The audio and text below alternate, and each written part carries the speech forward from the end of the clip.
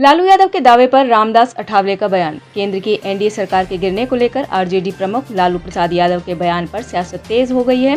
Republican party of India के प्रमुख और केंद्रीय राज्य मंत्री रामदास अठावले ने इस पर अपनी प्रतिक्रिया दी है। उन्होंने कहा है कि बीजेपी के पास कुछ सीटें जरूर कम आई हैं, लेकिन सरकार के पास स्पष्ट बहुमत है। केंद्रीय राज्य मंत्री रामदास अठावले ने कहा, लालू प्रसाद यादव एक आदरणीय नेता है, वो समाजवादी विचारधारा से आए हैं। लालू यादव कहते हैं कि अगस्त में हमारी सरकार गिर जाएगी, लेकिन उन्हें समझना होगा कि अभी हमारे पास स्पष्ट बहुमत है। हाथरस हादसे के बाद एक्शन में यूपी पुलिस। हाथरस हादसे के बाद सूरजपाल उर्फ भोले बाबा करीबियों पर यूपी पुलिस ने शिकंजा कसना शुरू कर दिया है। भोले बाबा के समागम कार्यक्रम से जुड़े उनके कई करीबी ऐसे हैं जिन पर आयोजन की जिम्मेदारी रहती है। उनमें से कुछ लोग ऐसे हैं जिन पर मारपीट और हत्या के प्रयास के पहले से ही मुकदमे दर्ज हैं। उन्हीं लोगों में एक नाम उपेंद्र यादव शामिल है। उपेंद्र यादव संगठन का जिला अध्यक्ष है, जिसे फिरोजाबाद पुलिस ने गिरफ्तार कर हाथरस एसटीएफ के सुपुर्द कर दिया है। अब वह सलाखों के पीछे है। सुनीता केजरीवाल ने ईडी पर लगाए गंभीर आरोप। दिल्ली के मुख्यमंत्री अरविंद केजरीवाल की पत्नी सुनीता केजरीवाल ने शनिवार को एक वीडियो जारी किया है। इस वीडियो में सुनीता केजरीवाल दावा कर रही है कि आंध्र प्रदेश के एक सांसद के बेटे को ईडी ने प्रताड़ित किया, इसलिए उन्होंने अपने बेटे के बचाव के लिए अरविंद केजरीवाल के खिलाफ झूठा बयान दिया। सुनीता केजरीवाल ने 2 मिनट 18 सेकंड के वीडियो में ईडी पर गंभीर आरोप भी लगाए हैं। भारतीय खान पान में टमाटर का अहम स्थान है। इसके बिना सब्जी, दाल या सलाद की आप कल्पना भी नहीं कर सकते। लेकिन लाल लाल टमाटर अब किचन से दूर होने लगा है। हाल फिलहाल तक दिल्ली के बाजारों में 40 से 50 रुपए बिकने वाले टमाटर के दाम आसमान छूने लगे हैं। यही वजह है कि इन दिनों टमाटर का दाम जानकर लोगों का चेहरा लाल होने लगा है। दरअसल भीषण गर्मी पड़ने से टमाटर की आपूर्ति में भारी कमी आई है। टमाटर कम होने के कारण राष्ट्रीय राजधानी में टमाटर की खुदरा कीमतें बढ़कर 70 से 80 रुपए प्रति किलोग्राम तक पहुंच गई है। मुंबई के खार में झोपड़ियों में सिलेंडर ब्लास्ट। मुंबई के खार इलाके में कंस्ट्रक्शन मजदूरों के लिए बनी झोपड़ियों में एलपीजी सिलेंडर में विस्फोट के बाद आग लग गई है। मुंबई नगर निगम ने बताया कि इस हादसे में एक व्यक्ति घायल हो गया है, जिसे इलाज के लिए अस्पताल में भर्ती कराया गया है।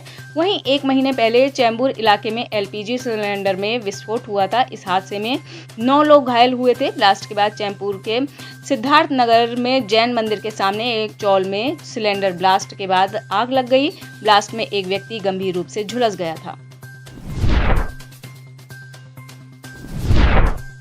दुबई में होगा होम्योपैथी का महाकुंभ। होम्योपैथी को बढ़ावा देने के लिए 14 जुलाई को दुबई के बुर्ज अल अरब में कार्यक्रम होने जा रहा है, जिसमें दुनिया भर के होम्योपैथ चिकित्सक शामिल होंगे। राजस्थान के होम्योपैथी डॉक्टर प्रकाश चौधरी का कहना है कि इस तरह के कार्यक्रम होने चाहिए, जिससे होम्योपैथ को लेकर लोगों में जागरूकता आए। बर्नेट होम्योपैथी इस बार वर्ल्ड होम्योपैथी समिट 2 का आयोजन दुबई स्थित बुर्ज अल अरब में करवा रहा है। इस विश्व स्वास्थ्य शिखर सम्मेलन में होम्योपैथी चिकित्सा से जुड़े दुनिया भर के विशेषज्ञ इकट्ठा होंगे। वैसे विश्व होम्योपैथी दिवस 10 अप्रैल को मनाया जाता है। सुकमा में 7 हार्डकोर नक्सली गिरफ्तार। छत्तीसगढ़ के नक्सल प्रभावित सुकमा जिले में सुरक्षा बलों ने 7 नक्सलियों को गिरफ्तार किया और उनके पास से भारी मात्रा में विस्फोटक बरामद किए।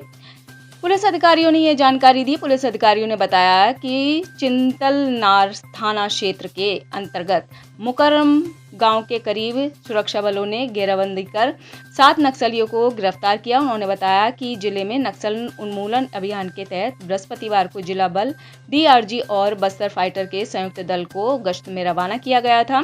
अधिकारियों ने बताया कि दल जब मुकरम गांव के करीब था, तब कुछ संदिग्ध नक्सली वहां से भागने लगे। बाद में सुरक्षा बलों ने घेराबंदी कर नक्सलियों को गिरफ्तार कर लिया।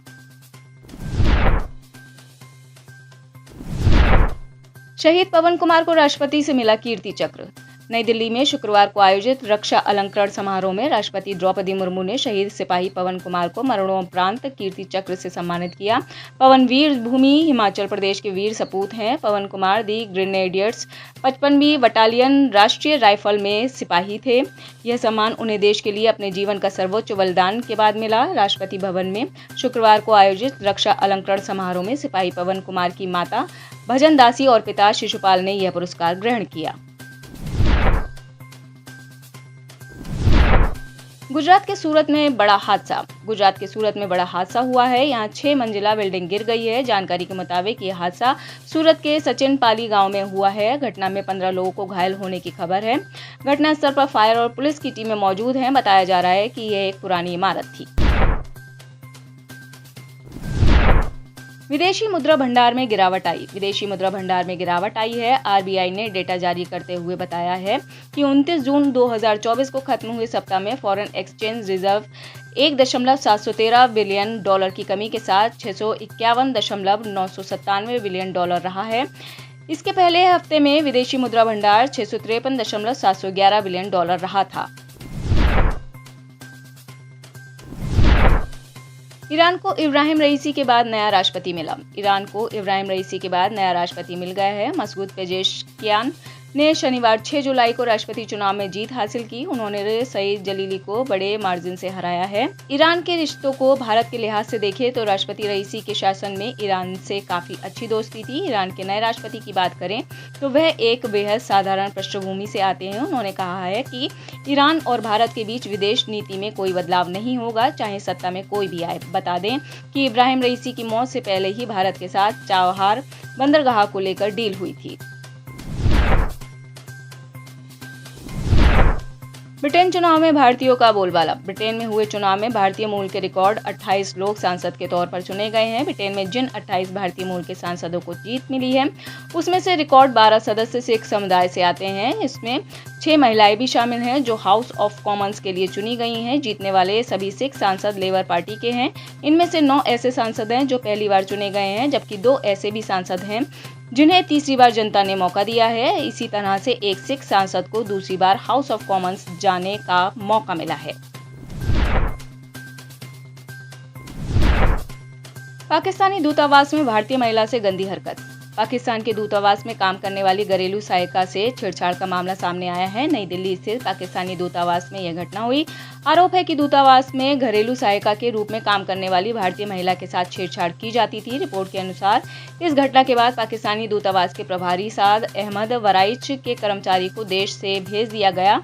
आपको बता दें 54 साल का आरोपी पाकिस्तानी नागरिक मिनहाज हुसैन नई दिल्ली में पाकिस्तान उच्चायोग के प्रभारी साद अहमद वराइच के यहाँ रसोइये के रूप में काम कर रहा था।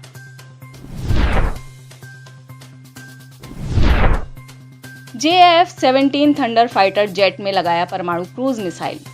पाकिस्तान ने परमाणु क्रूज मिसाइल रॉड को अपने नए फाइटर जेट JF-17 थंडर में तैनात कर दिया है। इस मिसाइल को पाकिस्तान हत्व 8 कहता है। इस मिसाइल के फाइटर जेट में लगाने के बाद अब पाकिस्तान लंबी दूरी तक परमाणु हमला करने में सक्षम हो गया है। इस मिसाइल से भारत को बड़ा खतरा है क्योंकि इसकी जद में भारत के कई इलाके आते हैं। दरअसल पाकिस्तान की सेना अब अपने पुराने मिराज विमानों की जगह चीन से मिले JF-17 थंडर फाइटर जेट को अत्याधुनिक हथियारों से लैस कर रही है। पाकिस्तान ने क्रूज मिसाइल राड को JF-17 फाइटर जेट के विंग्स में लगा दिया है। ऐसे में पाकिस्तान अब किसी भी समय परमाणु हमला कर सकता है। अफगानिस्तान में मिला सफेद सोने का भंडार। चीन पर लगाम लगाने के लिए भारत अफगानिस्तान के साथ मिलकर नया प्लान बना रहा है। इसके लिए दोनों देश आपस में रिश्ते भी मजबूत कर रहे हैं। भारत ने इसके लिए अपने दूतावास भी फिर से खोल दिए हैं। वहीं अफगानिस्तान के लिए भारत की तरफ से करोड़ों डॉलर की मदद भी की जा रही है। इसके बदले में अफगानिस्तान भारत की ज़रूरत को देखते हुए लिथियम की सप्लाई करेगा। इलेक्ट्रिक व्हीकल के लिए लिथियम की काफ़ी ज़रूरत होगी। अभी चीन का इस पर कब्जा है। आप इस खबर के बारे में क्या सोचते हैं, हमें कमेंट सेक्शन में बताएं। साथ ही ब्रह्मास्त्र न्यूज़ को सब्सक्राइब और शेयर भी जरूर करें।